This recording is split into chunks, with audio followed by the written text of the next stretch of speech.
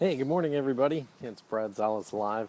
And as some of you are curious about some of the things that I do, and I know you're curious about life in general, but I wanted to address something today about millennials and why they act the way they do. So I'm going to ask you a question. Are you in the middle of a revolution and you don't know it? Let's go back in time to 1994. Now, I had just started a small company, a little design firm. You have to picture this. We were in a 15 by 20 room with two computers, two Mac 2 CIs, and my business partner comes running into the office, and he looks me dead in the eye, and he goes, "We have to become an internet company." Now I'm savvy. It's 1994. I think I know everything. I'm young, and I look him in the eye, and I say, "What the heck's the internet?" Now, some of you are laughing with me, and some of you are laughing at me.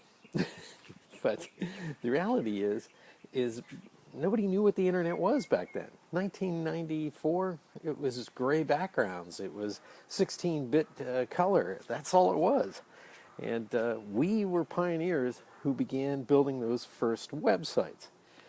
And at first I was kind of like, if you can make some money building these websites, okay, I'll see it as a viable business.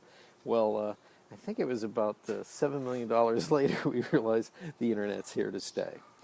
Now that story is kind of a fun story unto itself, but the reality is this. I started to notice that my employees started to act, behave, and do everything differently than previous generations. And at first, I thought it was maybe something in the Kool-Aid. There was something going on. But I began to realize that the behavior that was taking place was not a fad, but a trend, and it was here to stay. And I started to do the research. I started to realize that this next generation was the first wave of digital natives, everybody that was born around 1977.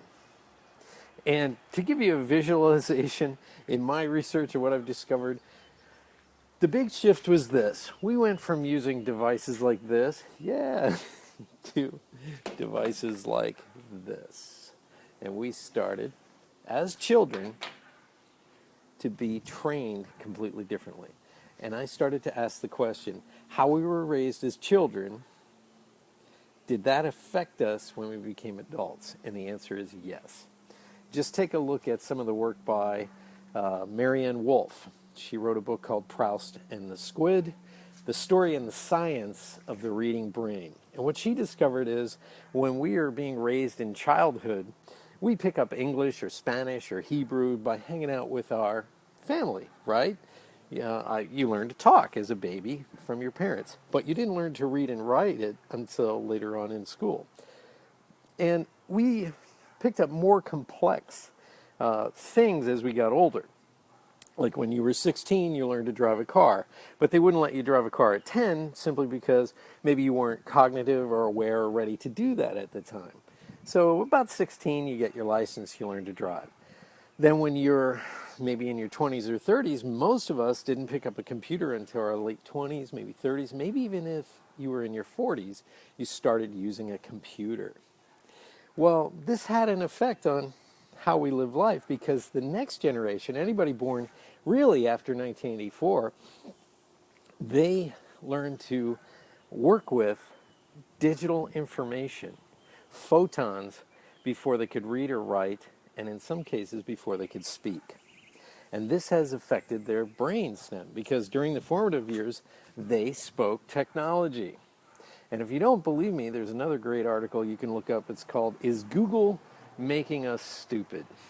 And it's a cover story by Nicholas Carr, in which he finds out that technology changes our behavior. And he quotes sociologist Daniel Bell, and he says, basically, whenever we take on the machines, whenever we begin to use the machines that extend our mental rather than our physical capabilities, we inevitably take on the qualities of those machines. In other words, technology changes our behavior. So when you look at a millennial, When you look at anybody who's a little younger than you, boomers, they weren't trained like this. Since childhood, for 18 years, they've had a very different upbringing in the way they should act, in the way they should behave, in the way they do everything. So just take a look at what's going on in this world. The change, the thrust of change that's taking place right now is because you have a new generation that's been raised on what's called serious gaming. When you go to put your check in the bank and you're scanning it on your phone, we call it gamification. But how did you know intuitively to do that? The serious gaming has helped you do that. When we see drones in the military flying overhead, they're using a console interface that was developed by the Xbox people at Microsoft to be able to handle all this. This is serious gaming technology. And I got exposed to this back in 2004, 2006, and around there. I flew out to something called the Games and Learning Conference, the GLS Society, the Games and Learning Society. And I got to meet these two young men who admitted that they cried during this video game that they played all the time called Planetfall. And what happened is there was a robot in the game that had to sacrifice its life in order to save the player. And this happened over and over and over again. And they were like 8 years old when they played this, and it devastated them when this small little cartoon character had to kill itself in order for the player to live. Now, some of you are laughing about this. You know, this seems silly, but for a boomer, we watched Bruce Willis save the day on the screen, on that screen up, you know, when we sat and watched movies. But for this generation, they are Bruce Willis. They are the hero. They are within the video game being the actual character. There's no, you know, separation of that. So they're the director, the actor, the player. They're living this experience. And guess what? The brain doesn't know the difference. So here you have a generation that's been raised on 10,000 hours of actually accomplishing and doing amazing things through gaming technology. And if you're going to keep people engaged and up to date, believe it or not, boomers and even a little bit of Gen X, our brains are formed through 20th century rote styles, learning, things like this. But those are 400-year-old systems in place. Right now, we're trying to apply 20th century methodologies, teaching and e-learning and things like this. We're still using 20th century methodologies on 21st century trained minds. And we are having a huge disconnect. So when you walk into a classroom and you look at the blackboard and you see teachers teaching and they're going, all right, Billy, you got to do your homework this way and that way. What you're looking at is a very old system that is collapsing.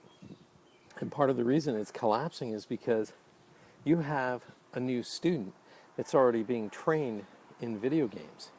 Video games are immersive, collaborative, and the structure is flattened. Everybody in a video game is peer-to-peer. You have to figure out what the politics are, what the goal is. You have to do all this intuitively. And now you have teachers up there who want to be the center of the authority, putting all communication through a singular conduit, when Millennials and Generation Z, they have hundreds of thousands of pieces of information coming at them all at once. The teacher's reality in the old system isn't even matching what's going on in their brains right now. So I'm going to wrap it up real quick, but basically, are you in a revolution and you don't know it? This is Brad Szollose. Thank you, Alyssa, for being on there. I see John came on as well. A couple of other people. Sebastian, my nephew, awesome. Steve Hausler, Roseanne, Lindsay, thank you for joining me. And take care. Have a great day on this sunny, wonderful day here on the East Coast. Take care. Bye-bye.